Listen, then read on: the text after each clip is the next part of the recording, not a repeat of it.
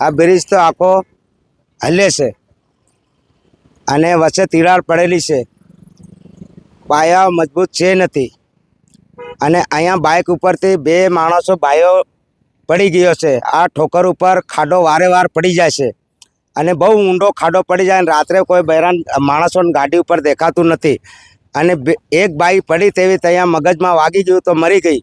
ફેર એક બીજી બાઈ એ બી બાઇક ઉપરથી પડી એટલે એ બી મરી ગઈ। આ પલના ઠુંડા ઉપર બે બાઈઓ મરી ગયો બાઇક ઉપરથી પડતા। કાકા ગઈકાલે વડોદરામાં બ્રિજ પડ્યો, હા એ તો મેં દેખ્યો ને પાદરામાં।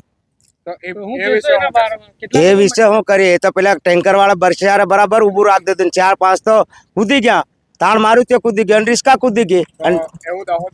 તો આ દાહોદમાં આવું જ થાય। આના પલમાં આ પલને કોઈ એકવારી કરતા નથી, બરાબર મટીરિયલ બરાબર વાપરેલું નથી, એના પોપડા બધા હીટીને જઈ રહ્યા છે, તો એનું બરાબર વ્યવસ્થિત કરો। કોઈ માણસો મરી જાય, પૂર નંદી આવે તો આ બધું મરી જાય ને, એને કોઈ કોન્ટ્રાક્ટ ને હાલ તો સારી રીતે બનાવે એવા તો સારી રીતે મટીરિયલ નાખે। હમણાં તો હરિયા બી દેખાઈ ગયા, બધી કાટ બની ગઈ, હીટ ખાઈ ગઈ, કશું મટીરિયલ રહ્યું નથી એમાં। આ તો આખો હલે છે। વડોદરા જેવો હાદસો અહીં ના બને તેના વિશે સરકારને શું કહેશો?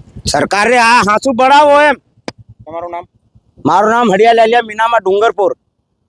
આ બ્રિજ ને લઈને બ્રિજ કેવું આવે, જે વડોદરામાં ઘટના થઈ, બ્રિજ તૂટી ગયું, આ બ્રિજને પણ સુધારો કરવા કંઈ બી કરવું પડે।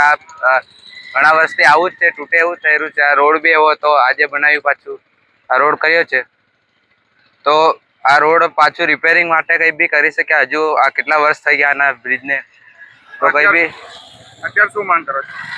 આ નવો બનવો જોઈએ। હવે શું નામ તમારું? પરમાર વિરજ।